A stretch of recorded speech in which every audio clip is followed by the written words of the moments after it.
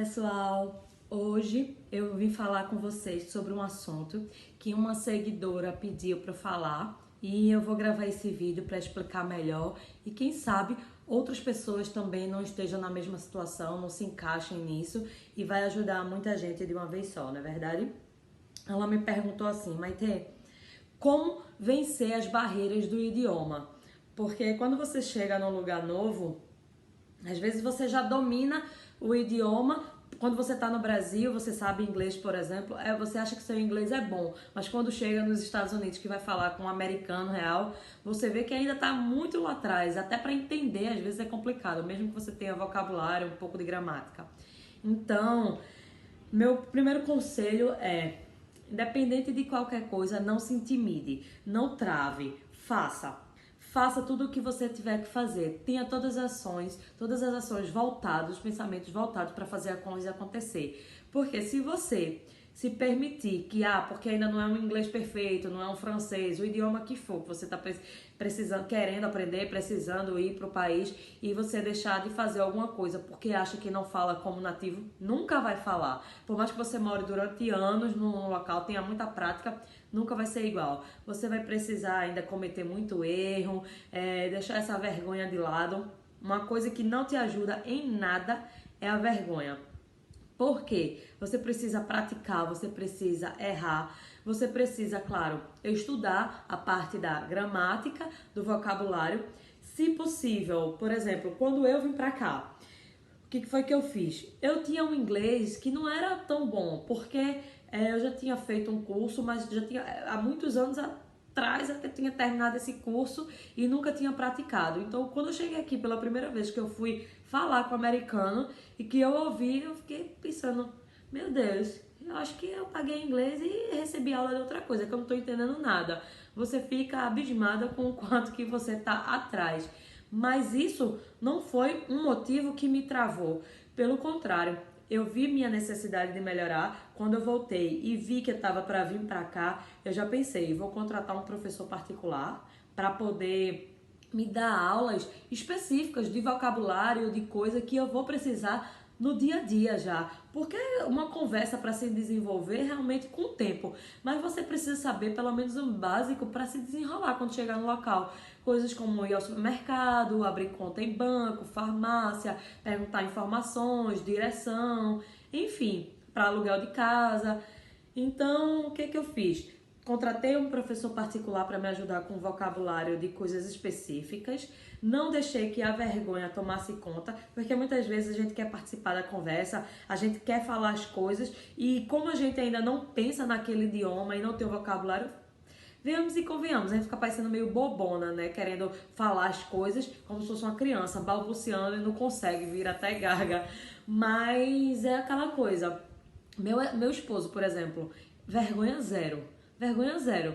Ele até sabia um pouco menos de inglês do que eu, só que ele tinha muito mais coragem de falar, de praticar. Então você vê que a evolução é rápida, porque ele, como ele não tinha vergonha de cometer erros, as pessoas corrigiam, ele tava nem aí, ele falava, se corrigia e continuava falando e não tinha aquela coisa travada. Ele teve muito mais oportunidade de destravar. Tem outra coisa que também é muito importante, que ajuda muito, é a posição que você está. Por exemplo, quando meu esposo chegou aqui, acho que com 3 meses logo, ele recebeu a proposta para dar aula de jiu-jitsu, que ele é professor de jiu-jitsu.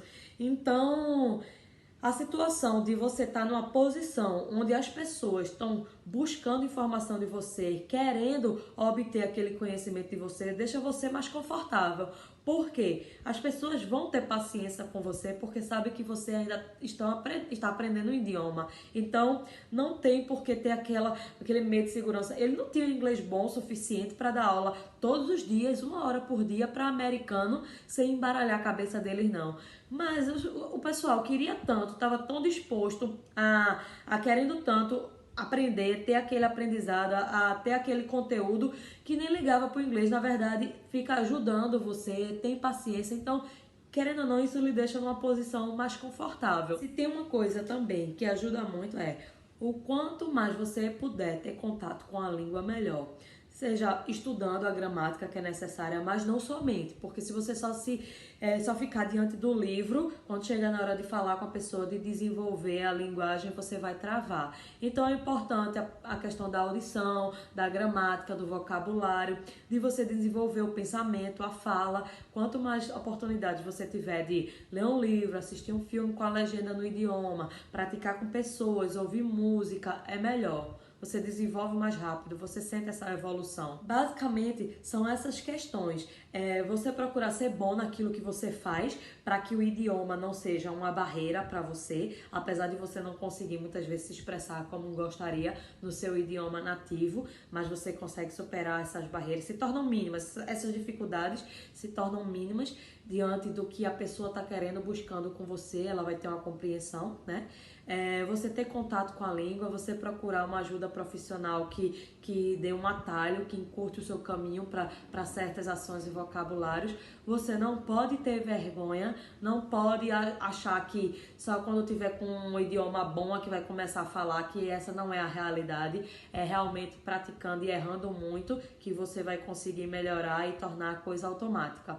Então, se os conselhos que eu dou para você é esse: querendo superar as barreiras do idioma, fale, se expresse, se comunique. As pessoas conseguem entender, conseguem, às vezes, dependendo do país que você for, não tem aquela simpatia toda com o imigrante para ter essa aceitabilidade da paciência de esperar, de entender. Mas, independente disso, saiba que você está fazendo a sua parte de querer aprender o idioma, de se esforçar para se comunicar, para querer resolver logo as coisas, porque também é necessário. É muito ruim você ir para um lugar não, ficar na dependência de sempre alguém resolver alguma coisa, de você não entender, de ser passado para trás, de levar golpe, enfim, que isso acontece em todo lugar.